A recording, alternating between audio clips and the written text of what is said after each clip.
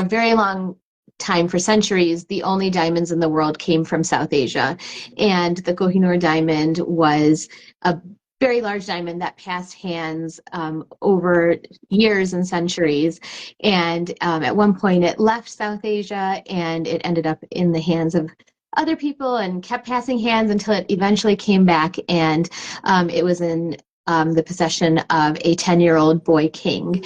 And the British East India Company wanted this diamond because it was a symbol of power. And so they wanted to make sure they got their hands on it. So they approached the king, and who is a 10-year-old boy, and they imprisoned his mother, and they tricked him into signing over the diamond and his kingdom. And the diamond went to England, and it was on display at the Great Exhibition, and it didn't shine enough for the standards there, for the beauty standards there. So it was cut down to half its size, almost half its size, and Queen Victoria wore it as a pin, and then later it became a part of the crown jewels. Yes, that is them cutting it.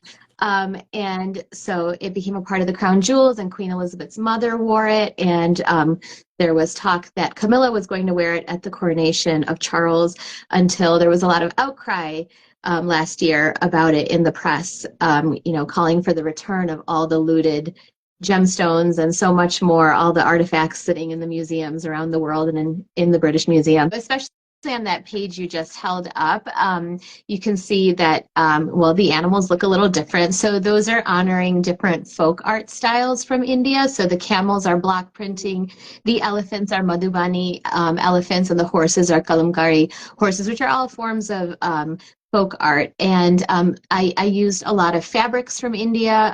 There is bandhani, which is tie-dye in the scenes of the water. Here, I'll just hold this up.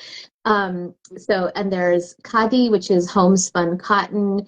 There's Indian chiffon. So the textiles of India were one of the reasons why the British East India Company wanted to go to South Asia. And so I really wanted to honor the artisans whose art was stolen and sold with them not getting a penny of it. And that's how the British East India Company, one of the ways that they made so much money. So I wanted to honor their suffering and their resistance and their resilience and their survival. And I wanted to really showcase the art that survived this terrible centuries and centuries of colonization, to show how resilient and it is, and that it's still there. So it was a really intentional choice to use folk art and Indian fabrics, South Asian fabrics that are made by hand and that have survived for centuries and centuries.